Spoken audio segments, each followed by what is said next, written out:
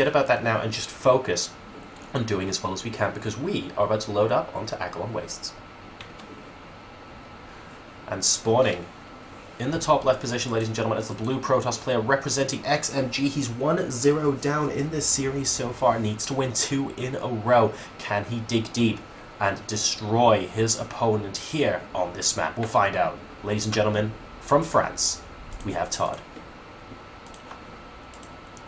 His opponent spawning in the bottom right position as the red Terran player, hailing from Korea, representing Team Liquid.net. Arguably one of the world's best Terran players and previous winner at DreamHack. Can he keep his hopes for another victory alive by taking this next game? We have liquid.taeja. Okay, now TaeJa in game number 1 was ridiculously micro-intensive, but his macro didn't slip up at all either. Agalon Waste suits itself to nice drops as well, because there's a lot of dead space around the main, and he can go for a very similar start if he wants to. And frankly, it wouldn't surprise me if he did, because it was so effective in that first game. That first drop really did set him up with the lead that he needed just to keep building throughout the game. I think, to be honest, not just Todd, but possibly TaeJa as well, was a bit surprised at how much sustained damage that drop could do in game number 1. And it really goes to show that that little extra mile you can get with good micro isn't so much an extra mile as an extra 100 miles, because TaeJa just, I mean, that drop reminded me of the Energizer Bunny. It was incredible. Yep. The amount of damage that Todd was taking was just so high and so sustained. He, of course, is going to be a lot more prepared against that this game. He knows that that's a possibility now, so we might see a bit more defense from Todd this game. He won't get caught out by the same thing twice. And this game, we actually see a Reaper opening from TaeJa. Now, this Reaper that is going to be coming out, it's going to get scouting information mainly. That's the key thing that it's going to be able to achieve here. However, it does also mean that it's going to delay factories and things like that, because the gas is being spent on it, and so the really early Widow Mine is not going to be coming into play this game.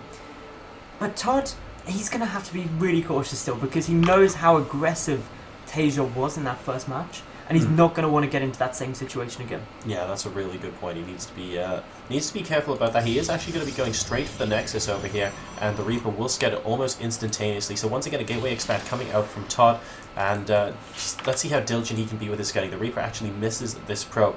It's going to be sneaky snaking his way around the left-hand side of the map here, interestingly, going possibly via the watchout. No.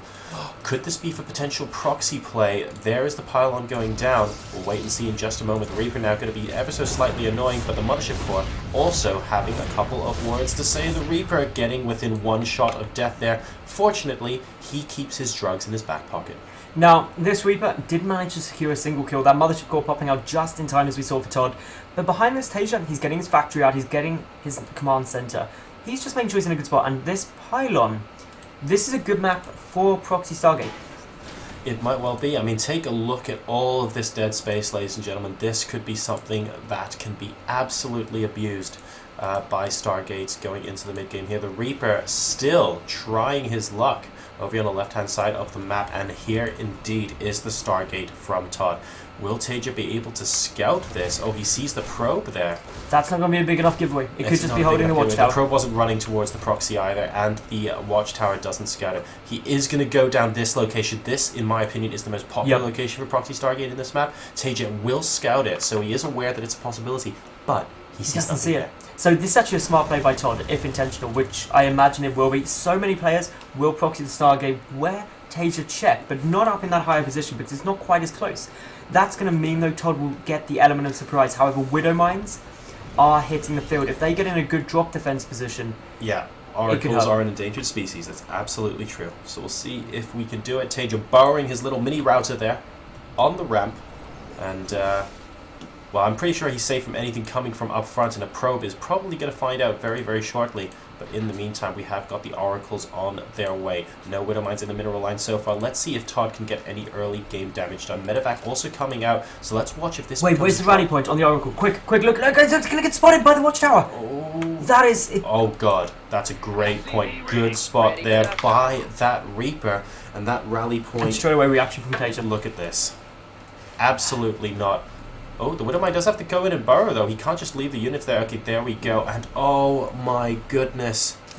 After doing that, so the Oracle might still bypass this, actually, depending on when Todd wants to send it in. I would have preferred maybe between the gas and the engineering bay could be a good spot so that he gets the entry point at the back.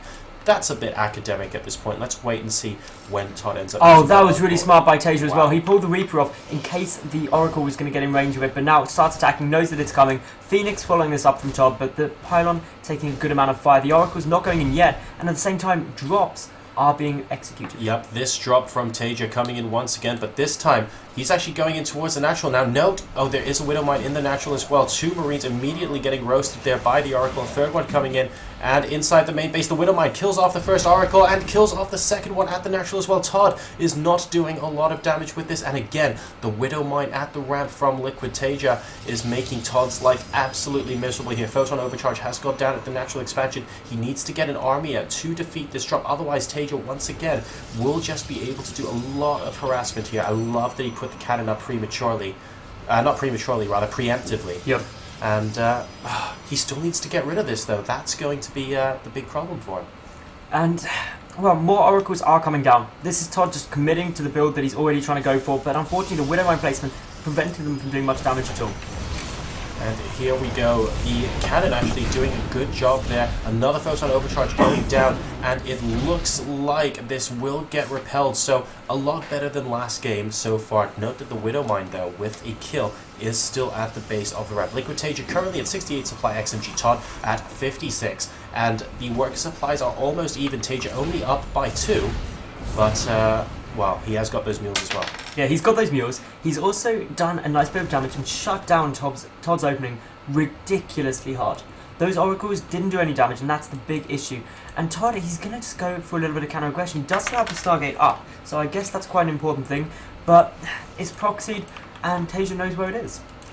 And SCV scout out of here from TaeJa, just going to be spotting stuff on the southern part of the map in case anything else is coming in.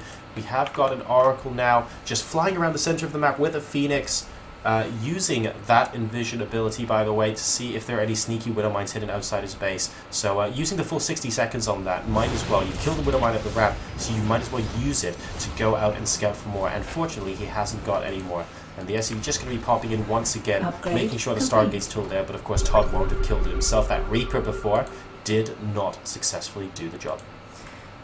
Well, as things stand at the moment, TaeJa, he's got a nice supply advantage, 95 to 75. And that's the sort of thing where actually it's going to be tough for Todd to fight his way back into this. Yes, he does have his natural down, but he's got to take a calculated risk somewhere.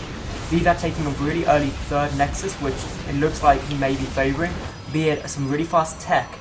But if he just tries to play standard now, TaeJa has got a lead, and he's only going to capitalise on that. And once more, TaeJa moving across the map. Stim will be finished by the time this push gets across. And it's going to be yet another nice Stim timing window with +1. Well, we've got the charge coming out and the +2 ground armor popping out as well. So Todd's going to let himself to a little bit of AoE damage to back that up, and it looks like he's going to choose to do that in the form of that robotics bay. He's already got the robotics facility up, of course. So it looks like charge lot and possibly going into Colossi will be the weapon of choice going into the mid game here for Todd. But this this attack rather won't let him get there in time. He's got Envision on it, so he knows when this drop is coming in, but he really needs to try and crank up those Colossi as soon as possible to deal with this Bioball, because at the moment, especially with Stim coming up, TaeJa is very, very strong looking with this army, but he hasn't got Combat Shield just yet, I believe. I don't think he... it just kicked in. It was they were both done at the same time. Just now. Great. But TaeJa, oh, I like this. He saw the... Todd did see the Envision on the drop, by the way, as it was going up there, so we're sending a Phoenix to investigate. And Todd will be able to spot this, but he needs to get the army in position as well. And for the second time this game, is that drop just going to evade the Phoenix? No. Oh, so close. No, he actually sees it now. And the Stargate still not being picked apart. Nice warp in. A couple of Zealots there still keeping that alive. And the third base from TaeJa mining happily here. So Todd not yet on the offensive. Wow, well, that's a long way to hit these. And that's because... boom. Very nice.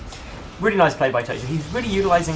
I think what I like about TaeJa's play most is that he hasn't gone for a massive Widowmines or anything like that. He's just getting down a couple, but utilising them so incredibly efficiently. And that's what is allowing him to just really look a class above many other players in this tournament. And, well, Todd he's now just trying to play catch up. He's still behind by 30 odd supply, and TaeJa has now got the 1-1 upgrades done.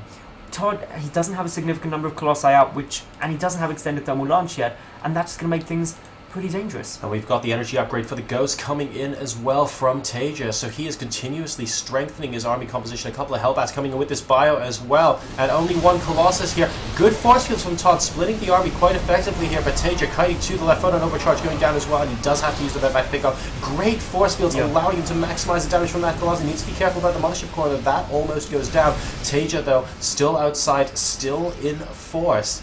We need extended thermal lance complete. We need that second Colossus coming down. There it is. That's going to buff up the amount of damage he can deal so well. And as long as he still has a couple of force fields, he should be safe for now. But TaeJa loads up a double drop.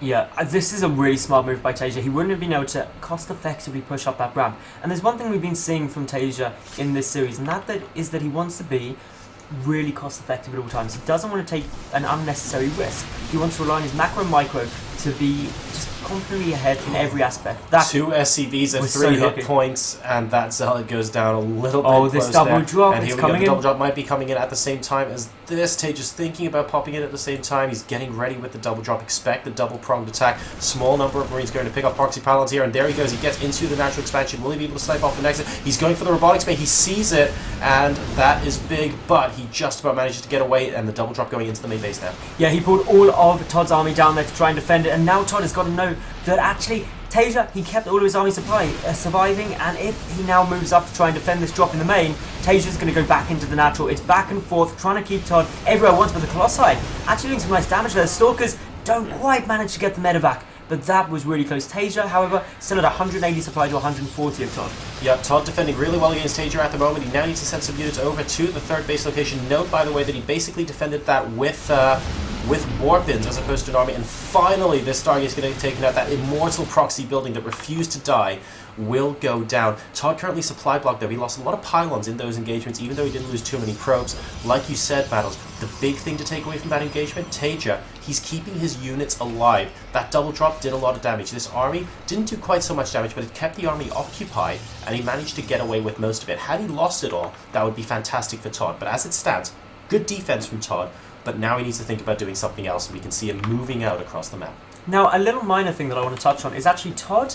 He was sitting in a situation where he was looking quite good, and then he held off that aggression quite nicely. But TaeJa, did you notice, blindly went for the Ghost first? And that was completely metagaming Todd, who throughout this tournament has been so heavily reliant on High Templar and not going for those Colossi. That's a great point. And that's what's really helped Todd this game.